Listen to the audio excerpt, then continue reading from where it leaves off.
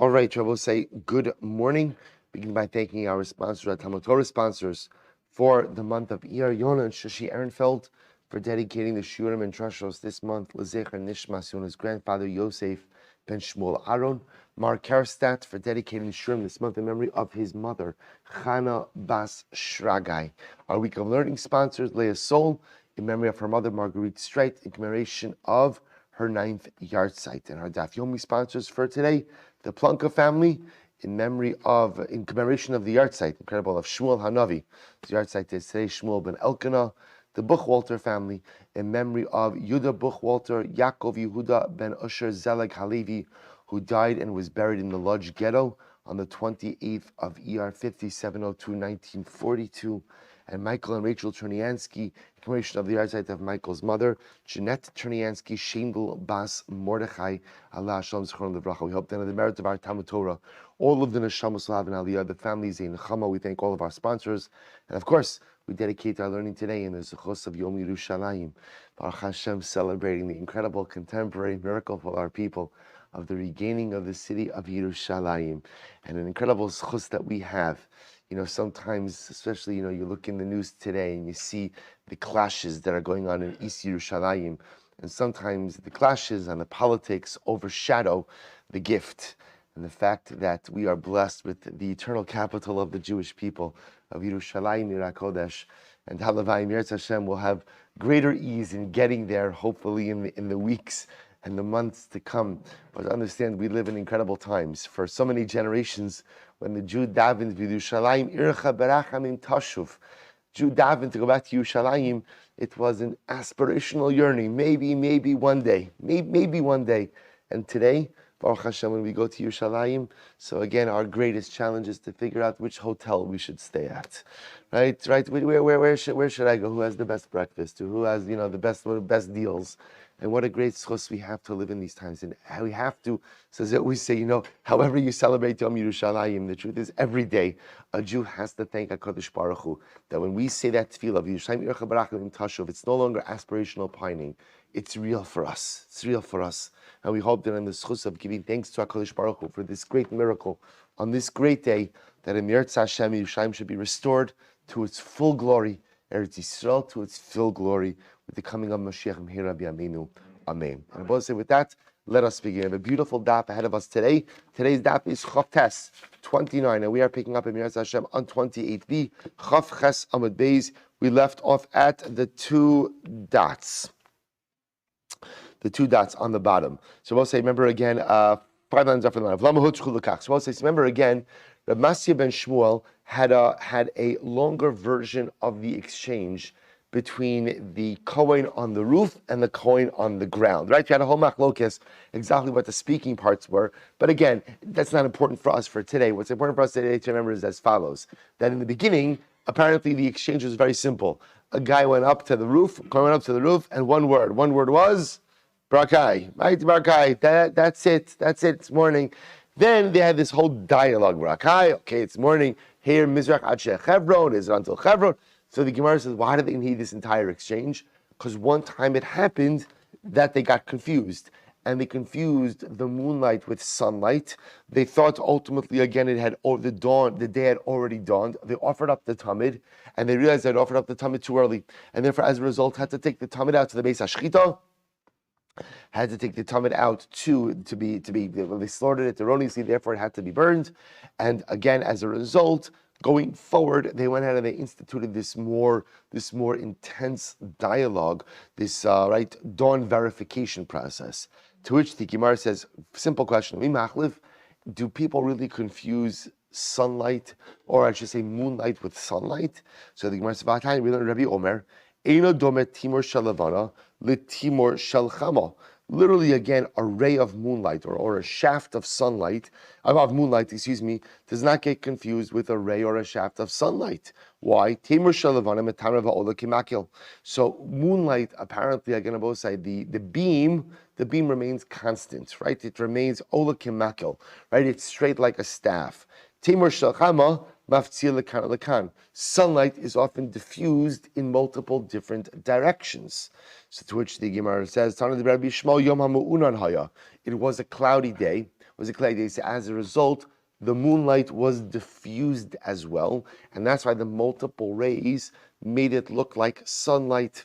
So the Gemara says, the Evra Papa, so you see from here, Yoma de'eva kule shimsha. That I will say, interestingly enough, when it's cloudy outside, so clouds have the ability to diffuse the sun's rays. So apparently, like when it's sunny, sometimes the sun's strength can be concentrated in one area.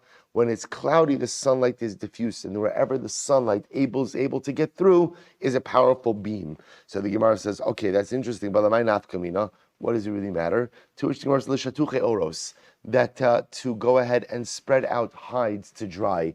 Interestingly enough, if it's a cloudy day, pretty much anywhere you put the hide is going to dry. Rashi says, liyavesh. Furthermore, again, the Gemara says, inami lichididarish rava isha lo salosh la bechama lo bechamichama.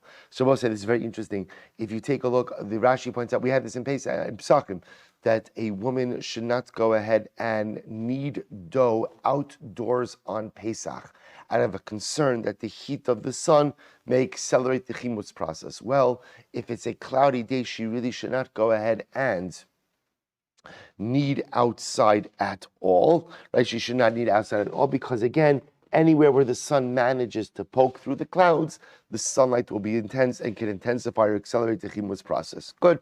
Rabbi Nachman says, Zuama de Shimsha, Kashim is Shimsha. So I'll say this is very interesting.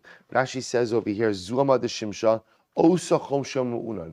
This is interesting. The Gemara says that the heat of a cloudy day could sometimes be more intense than the heat of a non-cloudy day. So the Gemara says, what's Visimanach? What's the raya to this? Dana de Chala. So I'll say the raya to this is poking a hole in a jar of vinegar. What does that mean? So apparently, if you just go ahead and you poke one hole in a jar of vinegar, the scent, the aroma that comes out is so strong because it's only escaping through one area. So on a cloudy day where the sun is not able to come through every place, but only certain places, the heat becomes much more intense. So Gemara says, Shavrivi de Shimsha, Kashu mishimsha. Rashi says over here, Shavriri de Shimsha, Sanverim, Mitargamina Shavriri Shemesh Hanokeves Bekoach Derech Nakav Avim Kitanim, Hanosin Einov Kineged Anakov, Kashlan Sanverim. Looking into a beam of sun that comes through the clouds is more detrimental than looking into the sun, the unadulterated sun itself. So the Gemara says, Visimanach, what's the raya to that? Dilfa. So it's very interesting. Dilfa means dripping. That it's more painful for a person to have constant dripping of water on their body than it is to fully immerse in water all at once. So too, again, the little bit of dripping, right? The ray of sun down on you or looking into that ray of sun could be more detrimental than the actual looking into the sun. Okay, says Gemara, top of Chavtes, an incredible Gemara here. Hirhure Avera, Kashame Avera. Both say constantly thinking about sin is even worse than sin itself. We're going to define this in just what this means in a moment. Look at Rashi. Hirhure Avera, Taivas Noshim. So Rashi understands this to mean constantly thinking about immorality, right? Constantly thinking about women, thinking about immorality. Kashim lahachish es bisaro yoser migufo shamaisa, has a greater detrimental effect on the body than the sin itself. So we'll say this is what's interesting about this. See, Rashi's understanding over here that it doesn't literally mean thinking about sin is worse on a let's say a halachic level than sin. Obviously, that's not the case because l'maisa, again, the Maisa Aveira, committing an act of an Aveira, is certainly much worse than thinking about an Aveira, right? One is held responsible for their actions, not necessarily their thoughts. So the Gemara, that's why Rashi points out over here, Rashi says on a physical level, that literally, again, constantly thinking about chait weakens the body. It has almost like a physically detrimental effect more than the actual sin itself. So the Gemara says, "V'simanach." The proof to this is Recha de Visra. So this is interesting. Rashi says, "Recha de Visra, hameriach basar tzli, kashalo reach ma'od shemisavalo." If somebody smells roasty meat, you smell a barbecue, and you can't have it, right? That desire to have what you cannot have could actually have a deleterious physical effect on a person. So I will say, this yesod of Hirhure Mitzvah, Hirhure Avera kasha me avera, is a fascinating concept. So I want to quote to you. There is a beautiful sfas emes, because we're both like the reading of this, right? The pashup shot is strange. That thoughts, preoccupation of an avera is worse than the maisa avera itself. So everybody's bothered by this, because at first it's almost like, first of all, that's incredibly problematic, because the truth is, like, I could work on controlling my behaviors. Controlling my thoughts is a whole different thing. And the notion that hirhuri avera, thoughts of avera, even worse than a maisa avera, is a very scary notion. That's why Rashi understands that, to me, what Chazal are saying is the physical toll that preoccupation with sin, and specifically immorality, in other words, the physical toll that constantly yearning for illicit sexuality could place on a person's body physically, is even worse than the physical toll that the avera itself takes on you. The Sfas Emes, the Ger Rebbe, says something a little bit different. Listen to how beautiful this is. He says, listen to this.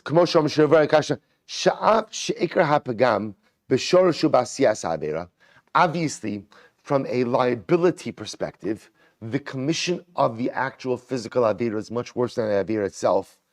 Aval hakilkul benefesh hu beikar al yedei ahir hurbo. I both say this is incredible. You see, when I commit an avera, I engage in a physical act of sin.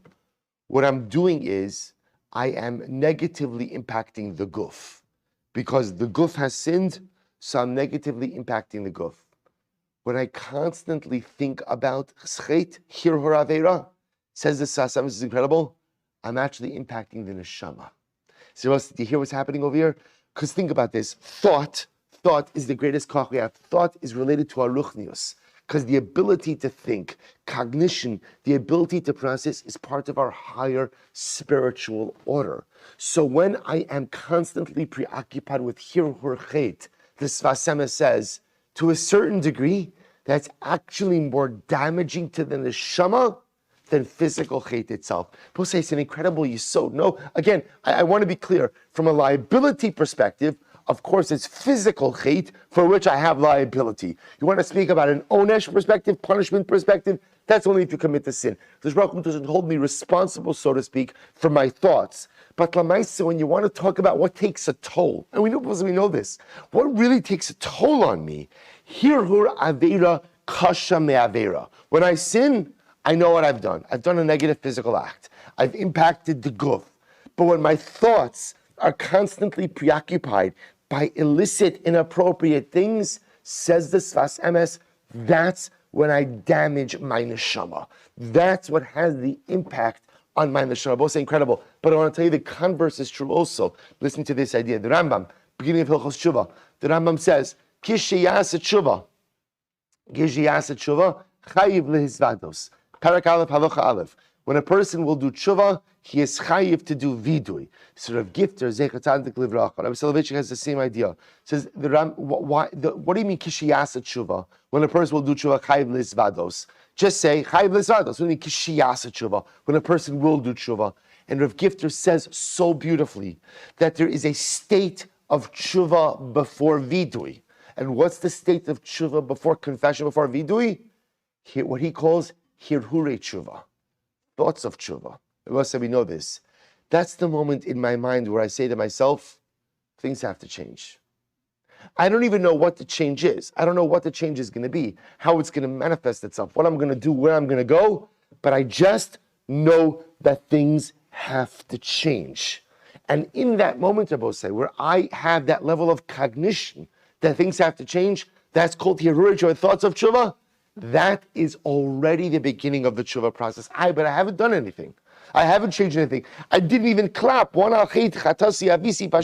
didn't do anything.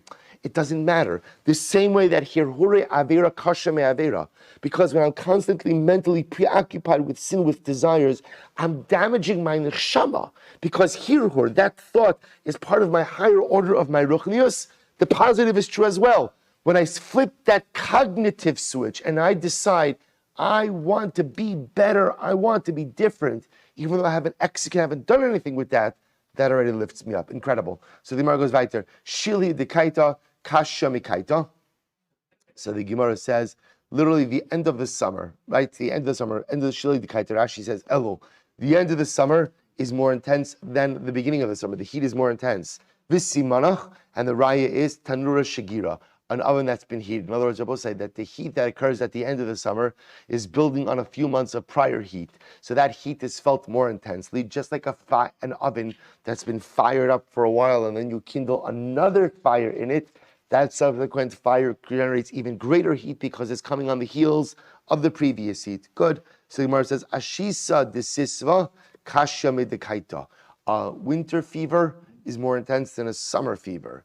V'simanach tanura karira. And the raya to that is a cold oven. It takes a lot more heat to heat up a cold oven than it does to go ahead and heat up an oven that's already previously been heated. So Rabbi say, to get a fever in the summer when body temperature is already higher is significant, but not as significant as getting in the winter.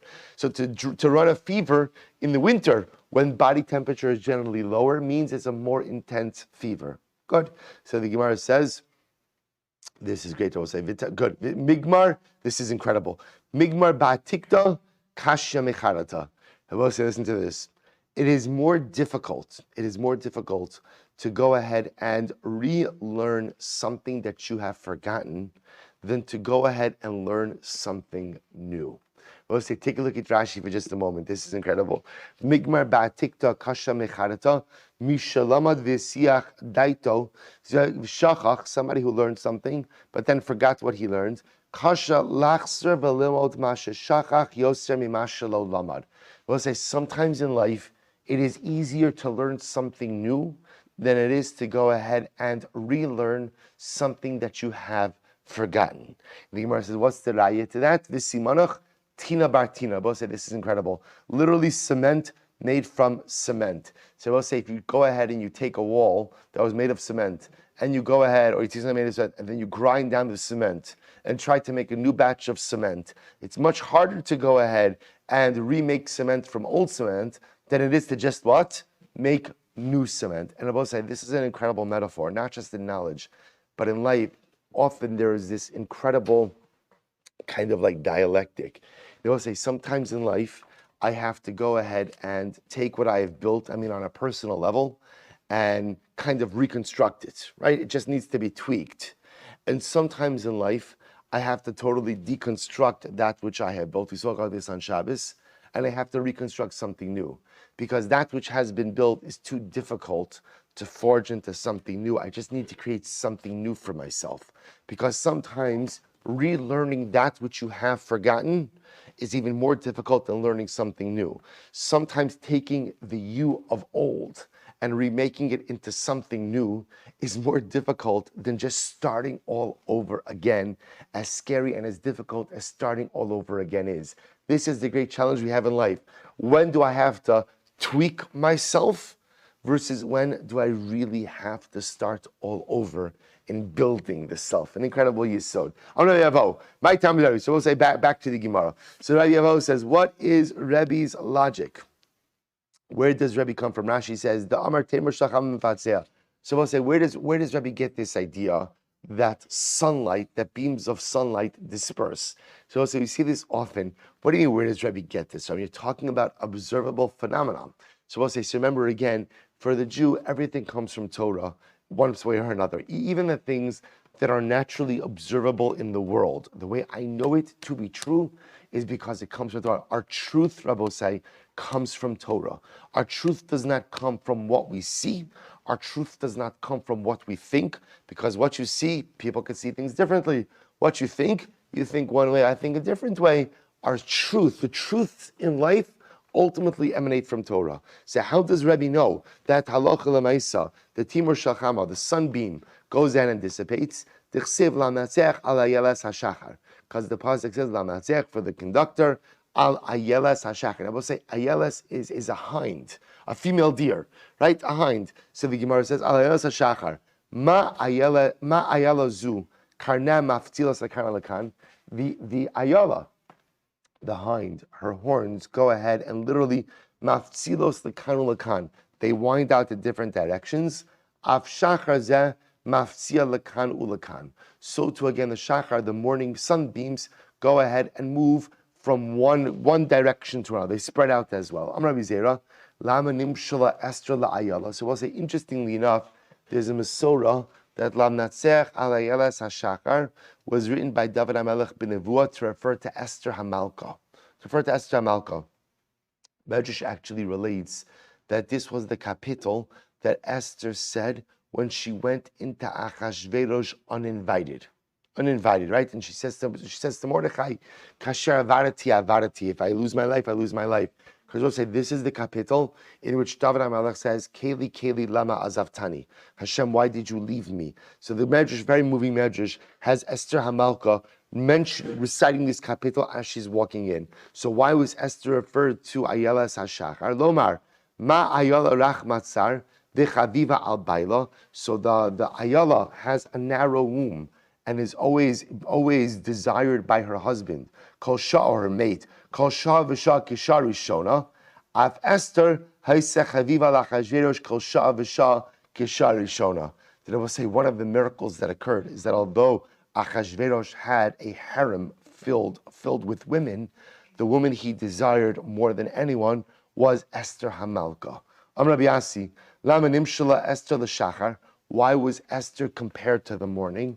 Ma Shachar Sof Kol Halayla, Af Esther Sof Kol Anisir. I will say this is incredible. So why is Esther HaMalka compared ultimately to the morning? Just like Shachar just like morning is the end of the night, so to Esther was the end of all miracles. Right? Megillas Esther is the end of all miracles. Gemara says, what are you talking about? Vayikach Chanukah. Right? Chanukah. Remember again, Megillas Esther takes place after the destruction of the first Beis HaMikdash, before the second Beis HaMikdash.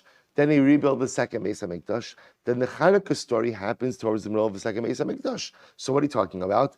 To which the Gemara says, no. Nitna lichtov ka'amrinan. So I say ultimately again, says the Gemara, what it means is Esther was the last miracle which was permitted to be codified and included as part of Tanakh.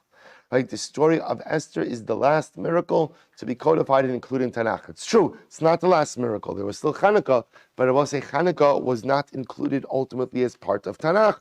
To which the Gemara says, Alaman Damar Esther. So I'll say just before, actually we'll do it afterwards. Okay, we'll do it in a moment. So the Gemara says, Hanicha, Laman Damar Esther Lichtov. So we'll say, so remember again, this is a discussion of Mesachas Megillah as to whether or not Megillas Esther has the status of one of the Sifrei Tanakh at all. Now I will say, what's the ramification of being included as one of the? See, everyone agrees that there's a Megillas Esther. That's not a topic of dispute. The shaila is Megillas Esther part of Tanakh or not part of Tanakh? Is it just is it just a story, or is it one of the Sifrei Tanakh? I will say now the nafkamina is whether or not it's metames hayadai. Remember again, there's halacha brought down in Mesechus Megillah. We saw it in Shabbos also that Sifrei Kodesh metames hayadayim, scrolls of Tanakh, convey ritual tumah to the hands. It's rabbinic tumah, but it's ritual tumah. We're supposed to remember again why did the rabbis institute that? Because remember what they used to do is they used to store truma next to scrolls because they said high kodesh v'high kodesh. They're both holy. What would happen? The mice would get in to the Aron Kodesh because they would want to eat the truma and they would nibble at the scrolls as well. So in order to stop that from occurring, they said if you touch the scrolls, your hands become ritually impure. Now, again, I will say if you touch then truma, you make the truma puzzle. So by going ahead and creating tumas hayadayim from hands that touch scrolls, they essentially totally uprooted the minhag of placing the truma next to the scrolls. In any event, so the Gemara says, "Machlokes is Megillas Esther one of the Sifrei Tanakh or not?" So that's good according to the opinion that says that Megillas Esther was permitted to be written. I include in Tanakh. Elaman Damar Esther lo nitna lichtov my ikala meimar. But I will say at the end of the day, if you hold that Megillas Esther is not part of Sifrei Tanakh, then what does it mean when it says that Esther? Why does it refer to Esther to Yissaschar? So remember again, people are trying to understand why is it that Esther HaMalka is referred to as Ayelas HaShachar, and the Gemara is suggesting that just as the dawn is the end of the night, so to Esther was the end of all miracles. Megillas Esther is the last book in Tanakh To which the Gemara says, that makes sense if you hold that Esther is included in Tanakh. But if you hold that Esther is not included in Tanakh, then why is Esther called the Yissaschar? Mokim lakrib shema yafas, Amar Belazar, Shema yafas, Amar Belazar, Lama nimshal tefila, Lama nimshalu, or Lama nimshalu tefillas and shal tzadikim kayalas. So we'll see, right? According to the opinion who holds that Megillas Esther was not included in Tanakh, so Yissaschar doesn't really refer to Esther, rather it refers to the tefillos of tzadikim, to the prayers of the righteous. And why the prayers of the righteous compared to the dawn? Lomar lecha, ma ayala zu, kozman shemegadelas karnem afzilos, just like this ayala, this hind, as she gets older, her horns grow, right? They literally grow outwards. Af tzadikim, so to the righteous, kozman shemarben betfila, tfilasan nishmas. As long as they continue to pray, their tefillos are always heard. So you will say, ultimately, again, I just want to point out, it doesn't say that tefillos are always answered. Right? Remember, again, in general, we know that the power of tefillah is the fact that the Ribono Shel Olam hears every tefillah. What HaKadosh Baruch Hu chooses to answer, the way we ask for it to be answered or not, that's in the purview of the Ribono Shel Olam. But just like as the hind is growing, its horns continue to grow outward, so too as long as the tzaddikim continue to daven, their tefillos will always be heard on high by the Ribono Shel Olam. Now we'll say, we know that we paskin, like the man who says, Esther nitna lichtov, that ultimately, again, Megillas Esther is included in Tanakh, is one of the Sifrei Tanakh, and therefore, again, I will say, the general drush as Lamnatzach, Yissaschar is referring to Esther. And why is Esther called the dawn? Because just like the dawn is the end of the night, so too Esther was the end of miraculous activity. Now I will say, Chanukah, what about Chanukah? No. Esther was the last miracle that was included in Tanakh. So I will say, interestingly enough, so the Bnei Yissaschar asks, I don't understand, why don't we have a Megillas Chanukah? I mean, there is a Megillas Chanukah, or Megillas Maccabim, Megillas Antiochus, but it is not included in Tanakh. So if Chanukah was a miracle, why wasn't the miracle of Chanukah included in Tanakh? So also, listen to how beautiful this is. So the Bnei Yissaschar writes as follows. He says, Mivar, Tilachein lo nitna Chanukah likase b'nevuah. The story of Chanukah was not written. So also, remember again, Megillas Esther was written b'nevuah, was written prophecy. But say, how do you know Megillas Esther is written b'nevuah? How do you know? Because the Megillah tells us what Achashverosh is thinking, what Haman is thinking. The Megillah tells you parts of the story that Mordechai and Esther were not present for. So the only way that could have been written is if it was written b'nevuah. So as the Bnei Yissaschar, so why couldn't HaKadosh Baruch Hu just give nevuah to one of the Maccabim? Let them write Megillas Chanukah and include that in Tanakh. This is incredible. Kineis ze laholos ba sha'az nifseka nevuah ve'in chazon nifratz. The Alpha Pikein lo ofsa tikvasenu. I both say this is incredible because you know what the power of Chanukah is? The power of Chanukah is that even in the absence of nevuah, Klal Yisrael continues to survive. Even in the absence of nevuah, we continue to be victorious. Even in the absence of prophecy, Klal Yisrael continues to stand. I will say, isn't that incredible? You see, nevuah is beautiful. But the whole kunst, the whole essence of the miracle of Chanukah is that even in the you might have thought, when there's no nevuah, there's no hope. Kamash Malon comes Chanukah and teaches us, no, even in the absence of prophetic communication, even in the absence of the Navi, even in the absence of nevuah, Klal Yisrael continues to thrive. Klal Yisrael continues to survive. We are able to meet our challenges. We're able to overcome our enemies.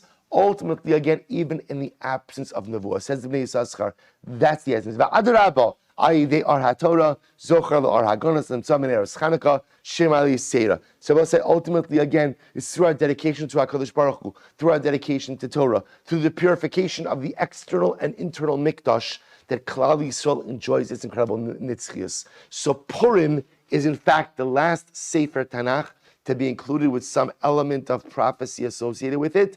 But the entire essence of Chanukah is a miracle without prophecy, a victory without prophecy, which are both say why Chanukah occupies such a special place in our hearts to this very day.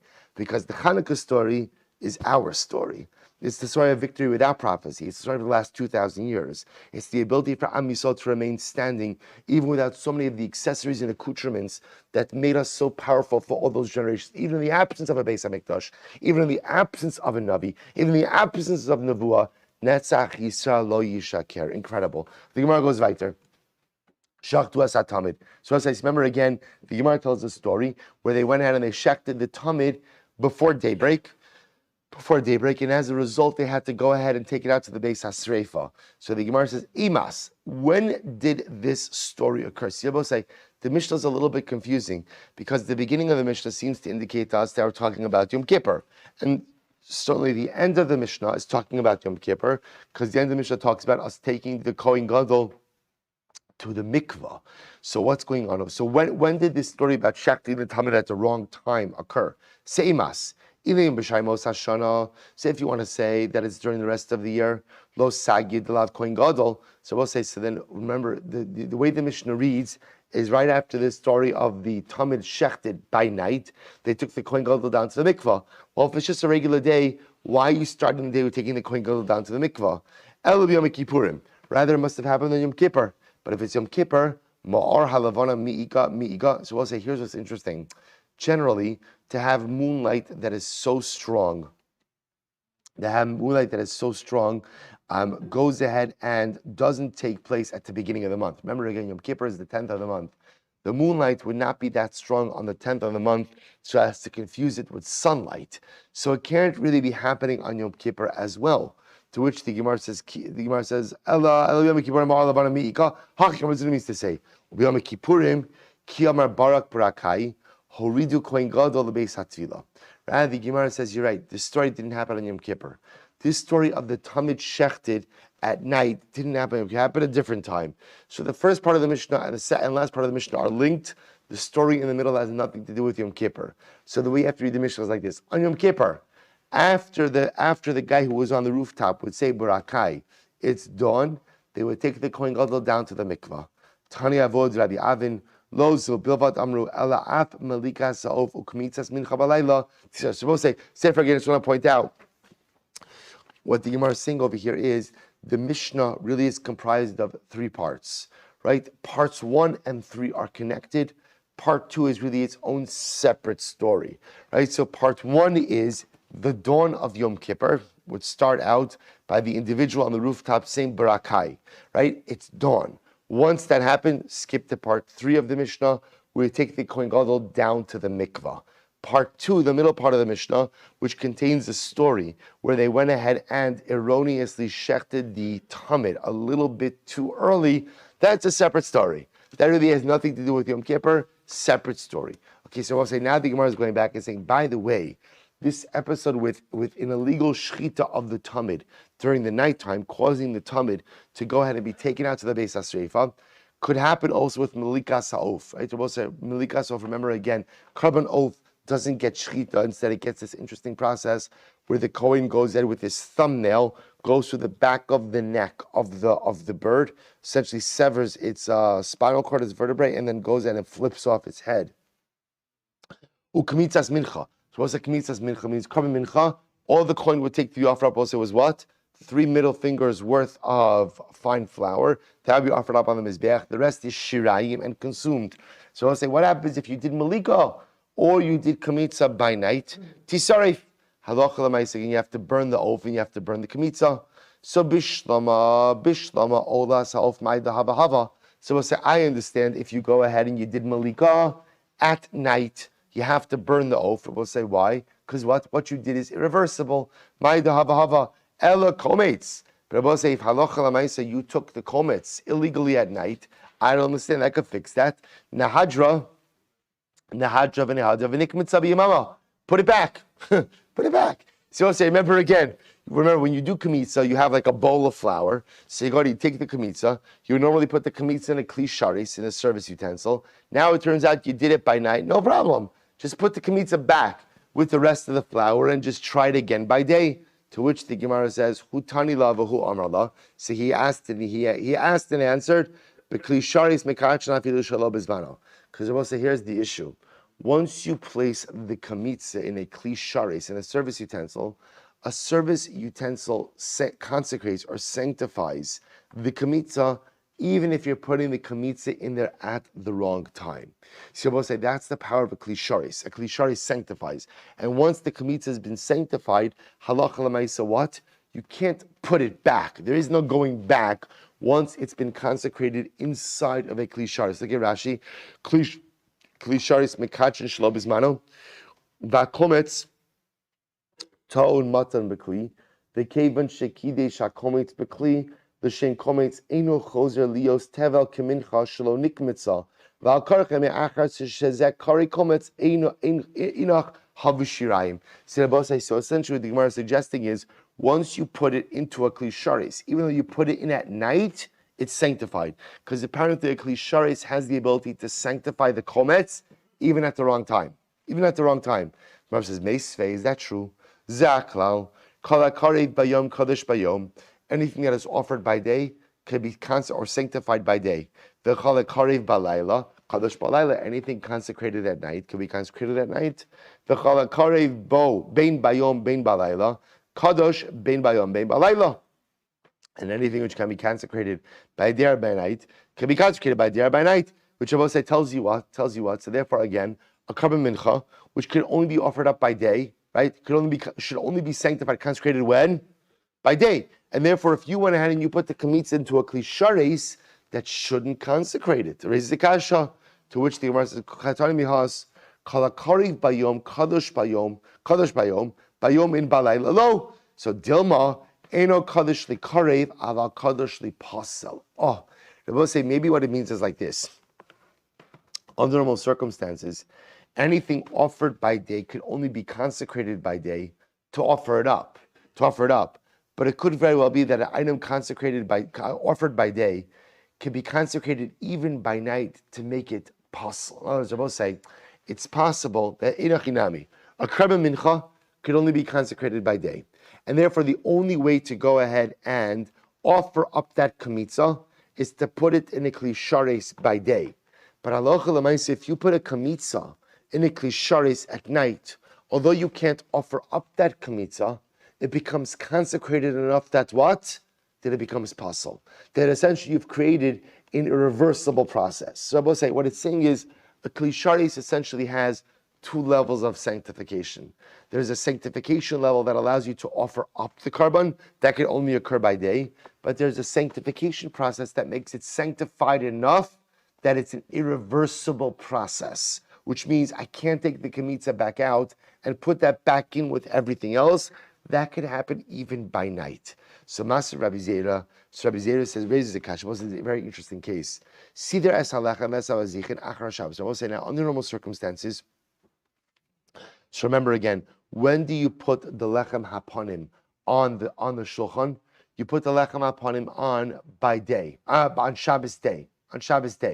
So we'll say, listen to what happens in this case. In this case, for whatever the reason, you got delayed and you didn't put the lechem haponim and the bazichin. The bazichin